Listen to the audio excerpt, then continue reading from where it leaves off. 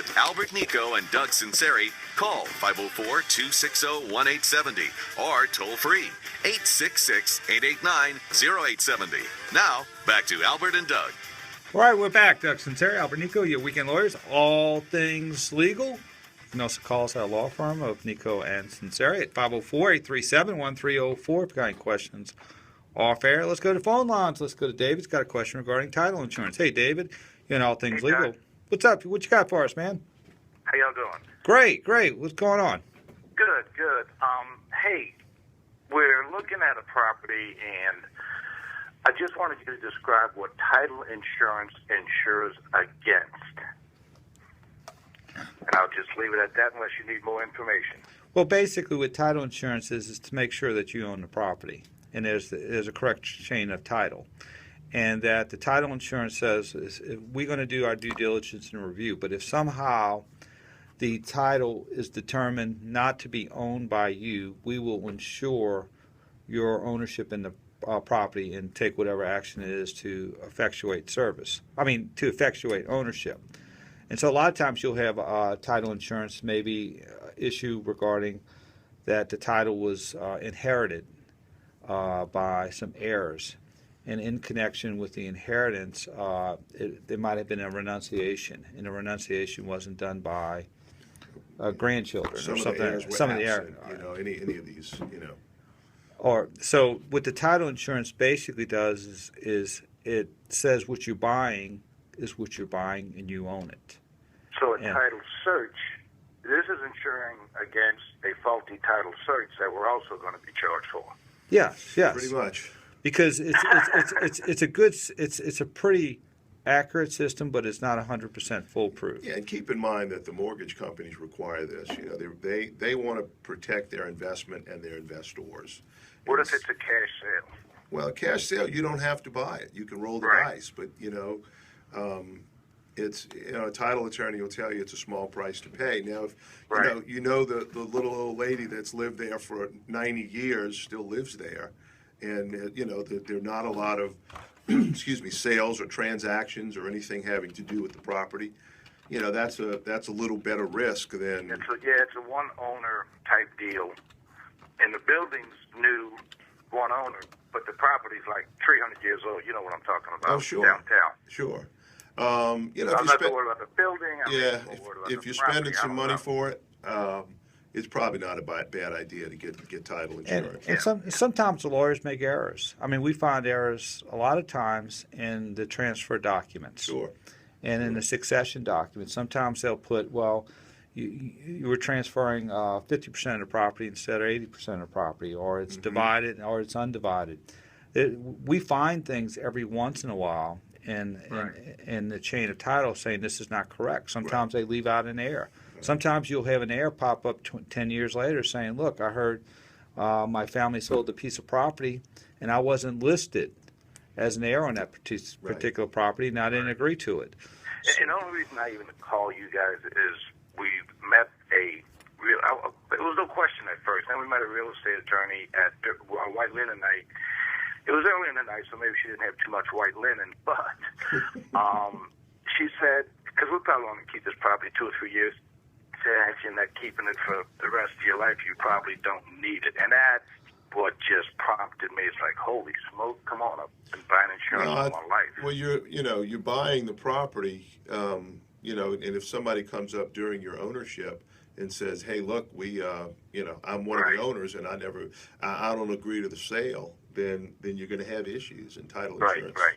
No question until this real estate attorney said, you probably don't need it. But, well, it's like any other insurance. Sure. I mean, you wouldn't need insurance in Louisiana last summer because there was no hurricanes. Don't need it till you need it. Right. Exactly. You don't need it. And also you could use it for, if they have unpaid liens or mortgages or something like that, it would cover that too. All right, Dave. Very good, guys. Thanks for the call. All right, good luck. All right, let's go to line 3. Mark's got a question regarding terminated while on sick leave. Hey, Mark, you on All Things Legal with Doug Sunseri, Albert Nico. Hey, guys, thank you for taking my call. My wife worked for a company for 17 years, went out in early July on sick leave, ordered by her physician. 2 weeks, it was a 1 month. she was medical leave was till August 8th, and she was terminated about 10 days ago. Just wanted to know if there's any. It's okay. Did she take family leave? Family medical leave? It was just medical leave that a doctor ordered. Okay. How many employees were in her company? Oh, it's a nationwide company. Did she exercise a right to take family leave under the federal law? I don't think so. Did she have a contract in writing for a specific period of time? No, sir. Did she contract this sickness on the job? Was it a work-related sickness? It could have been. It was hypertension that she. That's not going to do. Okay. That's not going to. We're an at-will state in Louisiana when it comes to employment. Yeah. You can be terminated for any non-discriminatory reason in absence of having a written contract for a specific period of time. Okay. So, under those circumstances, the company can do that. Okay. I mean, it's legally they can. Morally is a different issue, but legally they can. Okay, great. Thank you. All right. Sorry about that, Mark. Let's go to line 3. Got John's got a question regarding succession. Hey, John, Hey, you good and all. morning. How you doing? What you got for us, John? I'm confused about succession. Now, let me ask you a hypothetical question. Somebody dies and writes you checks from the money they have in the bank before they die, gives it to the lawyer and says, okay, right after I die, give these checks to my kids. Now, do you have to have succession? I'm not sure what succession is, and do you need it in that case? Well, is that the only thing? Is that the only asset of the estate? Is those checks? Well, you got a house, too. Yeah, then you'll have to open up succession for the house because the title has to transfer to the name of the new owners. And so the succession and the judgment of possession would be the vehicle that would do that. So you have to have succession with property. Yeah. Yes, and you should have it with movable property if it's a substantial amount. I mean, if it's just If all the heirs are in agreement with the disbursements, then Right. you could note that as a donation before. But yeah, but I would get that signed off if I was the lawyer, Yeah. making sure that everybody agreed to the amount of the disbursements, et cetera. But you have to have succession is the question. You have to have Yeah. right? You would have to open a succession for real property, for real Okay. estate, yes. So as far as making the checks before they die, give it to the lawyer to disperse after they die, that's okay? I would rather put it through the succession, then you don't have any issues of any type of gift tax or any of that sort of and you thing got to deal collation with, too. You know. You got collation too. Well, collation's only for forced heirs, so you wouldn't have to bother with if there are any minors or any forced heirs, that might be an issue to deal with. So.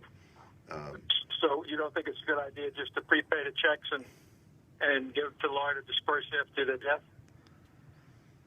I would just give it as. 'Cause It's it okay. takes I a mean, you long can do time. that. It depends.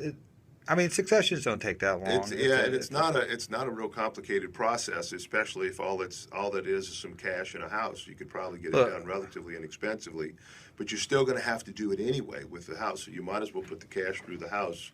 I mean, through the succession, and there's going to be no inheritance taxes unless it's over $5,300,000. So, there's no inheritance tax in the state of Louisiana. So Well, it gets back to our basic question because I hate to press the issue, but let's say I have $200,000 and 4 kids.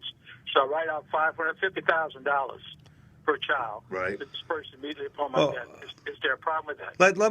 Let me tell you that technically, you're probably not supposed to do that. Realistically, if the heirs were all in agreement, you could probably do it with. You could probably do it. Technically, it's not in compliance, but you can do that, and everything works out. It would probably never be an issue. Yeah, and if the checks were written before the death, Yeah. then it's a donation before the death to your children. Okay, thank you very much, gentlemen. All right. Bye. All right, thanks for the call. It's WWL News Time, 9:31. Let's go to news with Don Ames. Take it away, Don. Thank you, Doug.